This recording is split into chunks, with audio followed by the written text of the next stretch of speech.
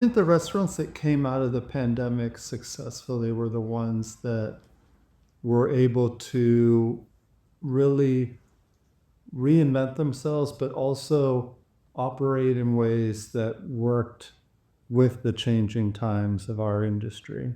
So, for instance, pre-pandemic, we were serving lunch, we were serving brunch, we were serving dinner 7 days a week, and never really slowing down to think is this the best use of our operating hours to just go full bore 7 days a week? and and having that opportunity in that time where indoor dining shut down was a moment to reflect, and slowly reopening it allowed us, and I think many other operators, to really take a close look at their operations in terms of what would work best in the changing environment of the hospitality industry. So for us, we went to a dinner service only model, which fit the smaller location, more neighborhood, trattoria vibe, and it's it's been the best decision we've made, and that was the reference to what kind of that pandemic gave us in terms of more of a clean slate. Was it very difficult that time that you were closed and you were, reorganizing and replanning? Like, because I remember, you would come in successive, times after when we first met, and I kept asking you like, "How's the new restaurant?" And you kept telling me, "We haven't opened yet." And I'm like, "Well, when are you gonna open?" Because I wanna see this place. Yeah. I imagine that would require a lot of patience and was it stressful to, I mean, you seemed very, very committed to making sure it was right. Yeah. And I really admired that actually, that kind of patience, but I'm sure it must have been stressful, no? Yeah. It definitely took a lot longer than we had anticipated. Yeah. Had we had the opportunity to open sooner, we would have taken it. Yeah. But as you know, there's just a lot of hurdles in getting an operation up and running and logistics. I'd say the silver lining would be that since opening, there hasn't been a major pivot that we've had to take where, oh, I wish we had placed this service station in a different area, or we wish we made this tweak to the bar or to the kitchen. Having that extended time, if you're an operator and you find yourself in that position, hopefully that one bright spot can be that you can really sit in the place and envision how you want your service to flow and really nail down Good. what you want to create. So I'd say that one advantage is that we haven't had to Yeah. make any adjustments since. That's impressive because I was wondering whether if you had the chance to do it again, Yeah. would you do anything differently? But it sounds like maybe not. I don't know. Is there anything that comes to mind that you wish that you had addressed before you reopened, or maybe not? No, that's been that bright spot. The taking a little bit extra time allowed us to really think out every scenario. So we've been really happy.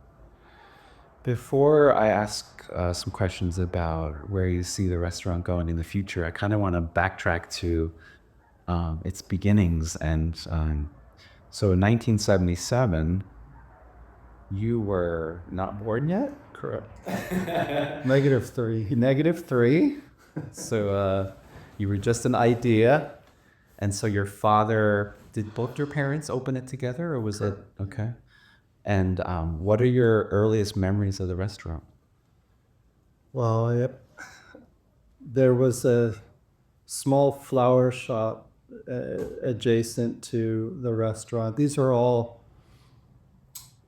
historical arcs that have been converted. They were once floating houseboats, and now they're converted structures, office spaces, retail outlets, and in our case, a restaurant in Tiburon. And the arc next to us was a flower shop. So I vividly remember sneaking out of the restaurant and kind of going through the aisles of flowers and hiding under the hanging plants, and then going back into the restaurant and uh, joining the front of house staff at family meal before service. And today, that flower shop we've converted into the Enoteca bar. So it's kind of come full circle that my earliest memories were in the space next to us, and which is now incorporated into a new concept.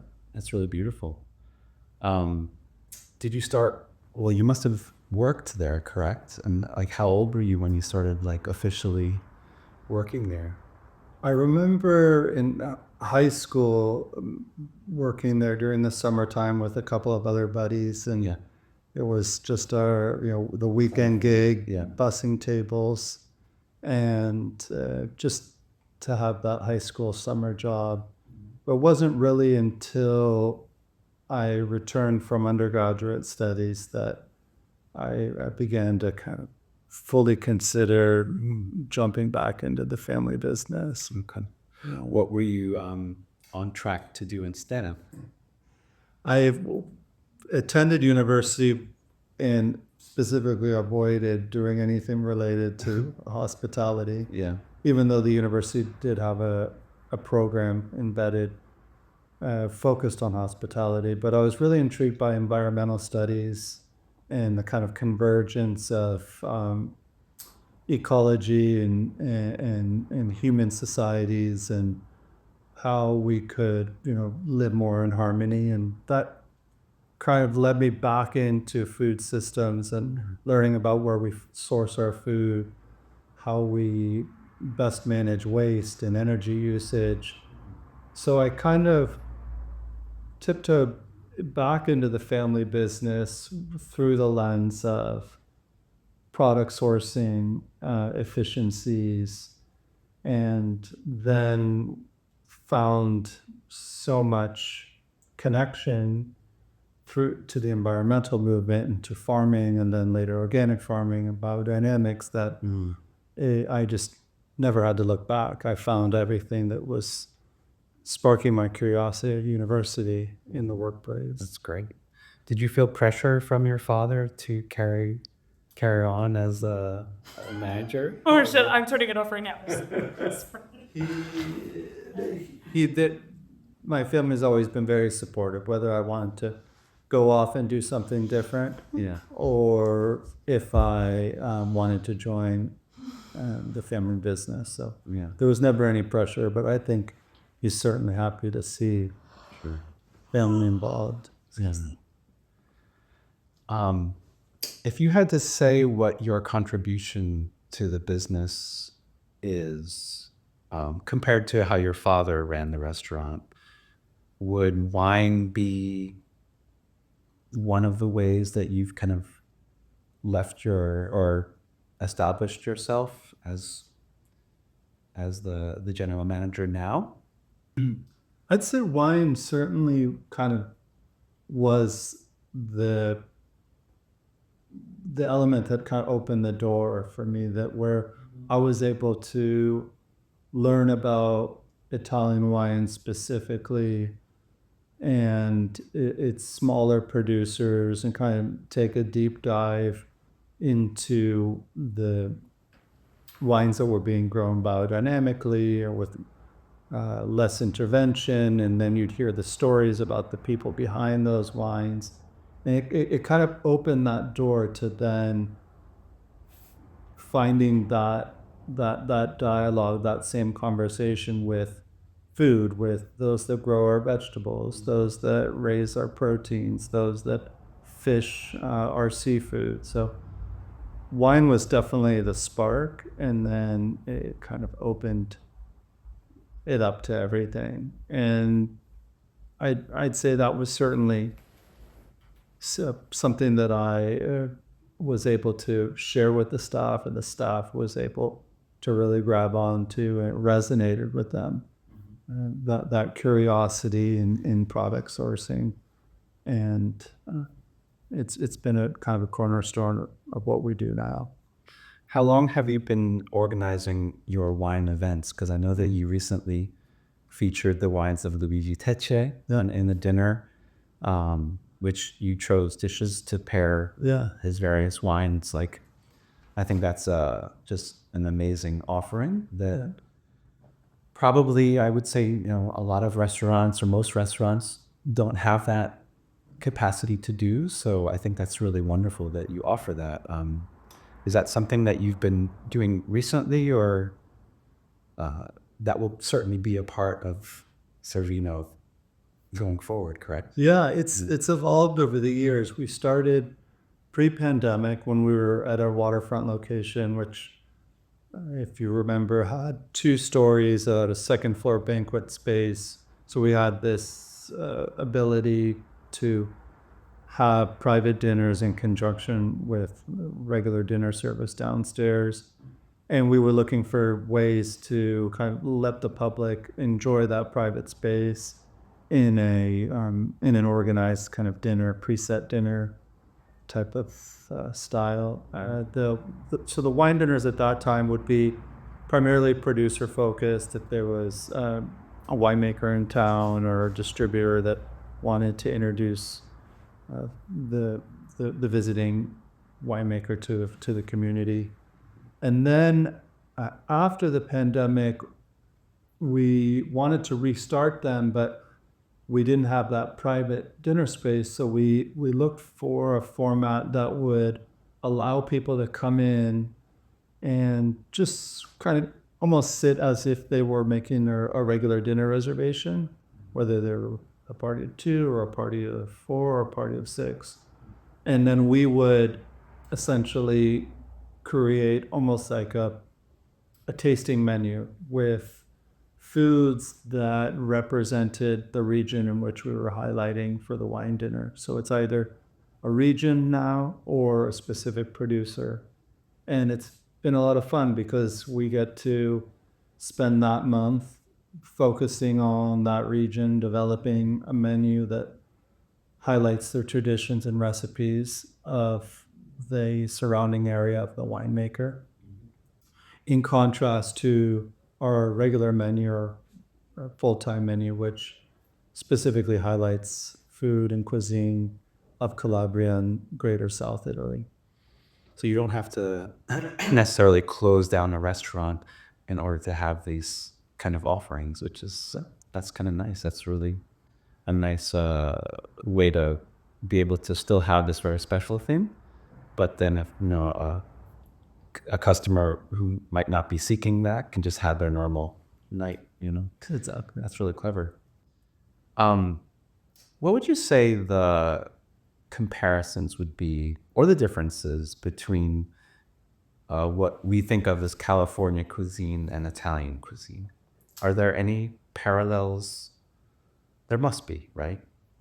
Yeah, I'd say, well, if we're referring to the California cuisine that, say, Chez Panisse has pioneered over the last 4+ decades, where product sourcing and seasonality are hallmarks, then there are a lot of parallels because the inspiration for that essentially came from the countrysides of rural France and rural Italy, and dining and food preparation that had been taking place for generations, and just kind of doing it with our bounty of produce here. If we look at California cuisine kind of more broadly in terms of the styles and the preparation, then it may differ a bit more than the Italian food that you may be referring to. But Italian food, I think, is people don't have as much of an idea here until they visit Italy to see how regionally specific it is. There's a tremendous difference between the food from southern Italy to northern Italy. And there's even a tremendous difference of food within particular regions, depending on if you are along the coast or if you're up in the mountains. So the California food movement that is kind of now taken hold, the farm to table cuisine and product sourcing, that's what resonates most with us and with the Italian food and regional Italian food that we grew up enjoying. So would you say that your restaurant's offering is Calabrian centric, or would you say it's more pan-Italian? I'd say that the flavors and ingredients are inspired by those that were played key roles in Calabrian cooking. So citrus, fennel, spice, chilies. Those are hallmarks that we always want to highlight. More cooking based with olive oil versus heavy dairy. But as far as Calabrian food, again, going back to the point of where you are within Calabria, even will differ tremendously. So my father happened to grow up in a small town up in the mountains. The food there is much different than the small villages along the coastline, which there are many, because let's say 3 or 4 generations ago, before the advent of modern technology and modern transportation, you couldn't harvest a tuna along the Calabrian coast and carry it To the mountains. to even 50 kilometers to some hillside town. Yeah. So that hillside town would have a very different cuisine than that coastal town. And also I'd say if you were to look at, say, my father's village of Acre, up in the high mountains, there isn't a big tradition of cattle grazing because the mountains are very steep. So you have more of a use of sheep, goats. The proteins are, besides chicken, rabbit, different cuts of pork. So while those interest me a lot, it's a kind of a difficult transition to the American diner who's more used to traditional cuts of proteins. And so we're always trying to balance those two elements where we have flavors that are reminiscent of the South, but presented in ways that are very much inspired and rooted by what's around us here in Northern California. That's great. Do you ever construct a dish around a wine? Like, do you ever get inspired by a wine and say, okay, I want to create a dish that would go perfectly with this wine? Yeah, I think we're so lucky that Italian food and Italian wine go incredibly well together. Italian food is generally higher in acid, and you think about all the tomato-based dishes. You think about the more vegetable cooking, and the wines also being generally driven by higher acidity. So they pair so well together. But certainly when we get into a little bit less conventional wines, maybe it's a white wine with a longer skin maceration, or a red wine that is very light, and maybe we're serving it with a chill. I think you're already asking the diner to kind of step out of their comfort zone a little bit going into those categories. So now they're more open to trying a food or trying a pairing that they may not be expecting. And that's where we really see kind of the magic kind of coming together there. It's great. Do you have a favorite meal that you've ever had anywhere in the world that you'll never forget? It doesn't have to be Italian. It could be anything. Any kind of restaurant experience or home cooked meal where you'll never forget that. Well, I remember growing up, and my father would always be home before going down to the restaurant for dinner service. So I'd come back from school at around, let's say, 3 o'clock. We'd sit around the dinner table, and one of the common no frills dinners that my father would whip together would be a whole roasted chicken or a half roasted chicken, depending on how many there were at the table. And he would put the vegetables that were in season with potatoes and herbs and spices and just let it slowly roast in the oven. And that was always a kind of a comfort food for me to see that dish on the table, and very simple yet very comforting. Back in Italy, his older sister would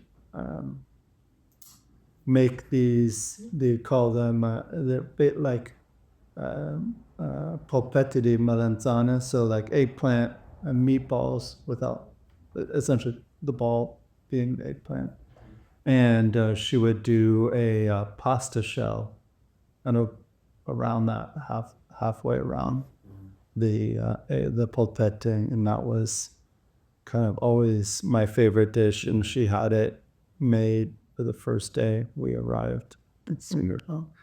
You know, it's similar for me. My favorite food memory is when I was in Florence and out in kind of this outdoor space. It wasn't even a restaurant. Well, it must have been a restaurant, but it was outdoor seating. It was in the piazza. And I ordered just spaghetti with tomato sauce. And the pasta was fresh, and it was really thick. Yeah. And it was a fresh basil sprig, just one, and then tomato sauce. And it was still to this day the best meal that I'd ever had because of its simplicity and its, the ingredients were pure and simple. Do you ever,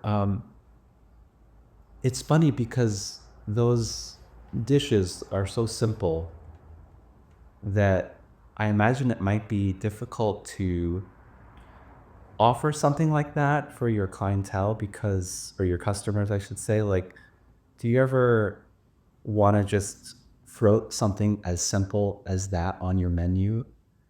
Or is it a little bit a risk to put something out like that maybe you might think, well, customers would never pick that because it's so simple and so easy? Do you have anything on your menu that is just like 2 ingredients or 3 ingredients or something like that? I don't know. Yeah, absolutely. I think whether it's something that's hyper seasonal, maybe it's around for just a short amount of time. So while it's a simple dish, there's a lot of thought going into it because you know it's coming together at that exact time, and you know that you have to still really honor the steps in producing that dish. Or maybe it's a plate that's, again, simple, but it has a really meaningful story. And I think the diners today really want to connect to that story.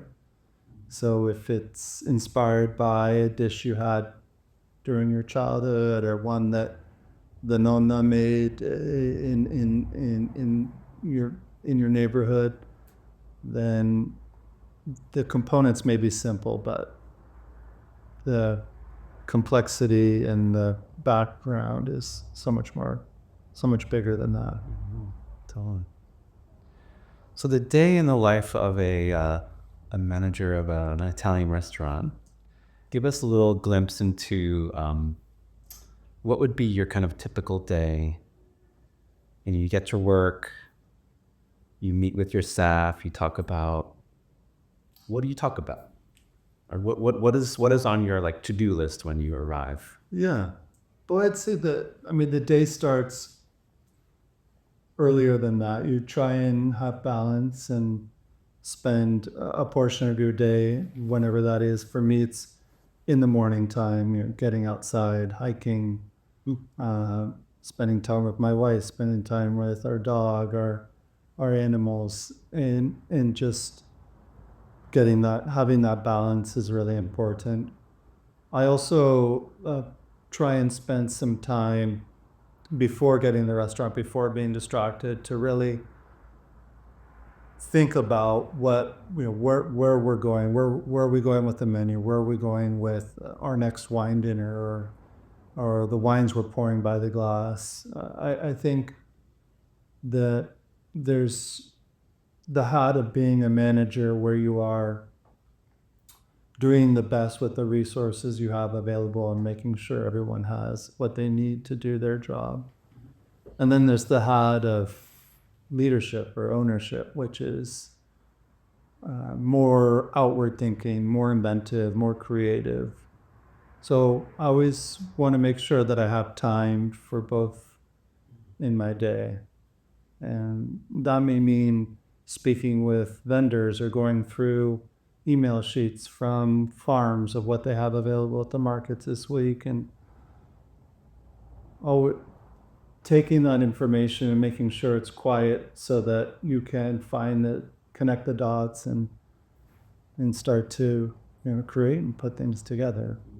Once I get to the restaurant, then you start to wear that managerial hat, and you're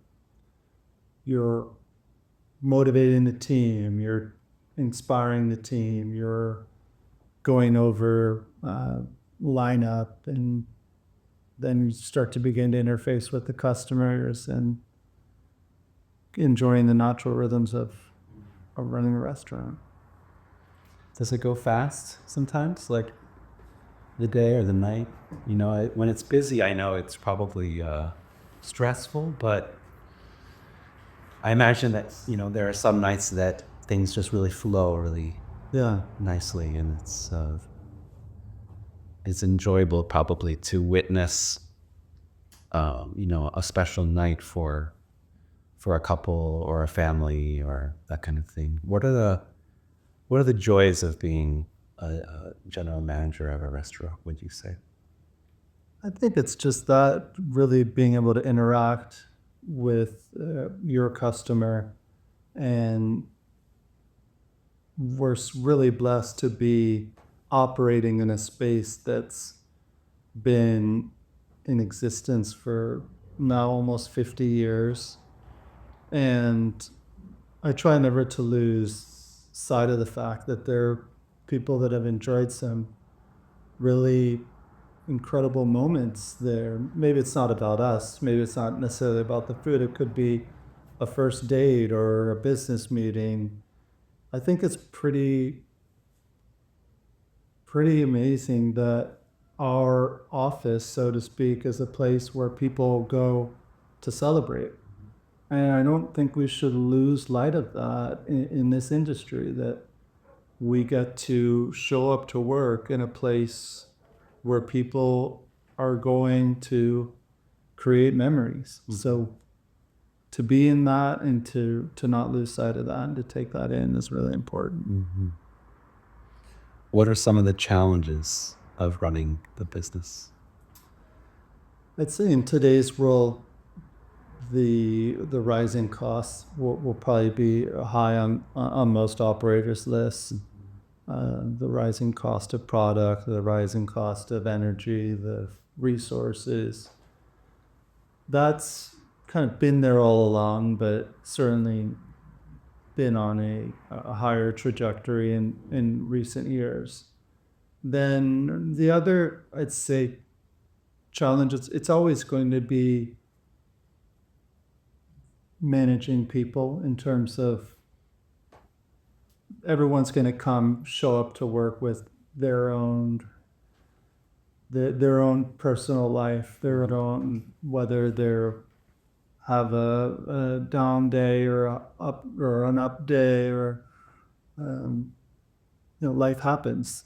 People need time off. People travel. So for me, when I find myself spending more time in front of a Excel sheet because you're managing costs, and spending more time managing schedules because people's lives are happening. Those are the two things that you wish you could Yeah. Not have to feel you we're outsource Yeah. and spend time on the other stuff. Interesting. Do you see Trattoria Servino evolving in any way or expanding, or did that, that time that you took to reinvent the place really guarantee a pretty smooth and steady run of stable, maybe non-change or anything? Or I'm just curious if you see the restaurant in a different way, like 5 or 10 years down the road. I absolutely think we have to keep evolving. Life is evolving, nature around us is evolving. So if we're not evolving, we're going counter life force. So it'll always be important for us to continue evolving, continually growing, continually improving. I'd say that in recent years, I've been more intrigued by those restaurants that have resisted copying and pasting other locations.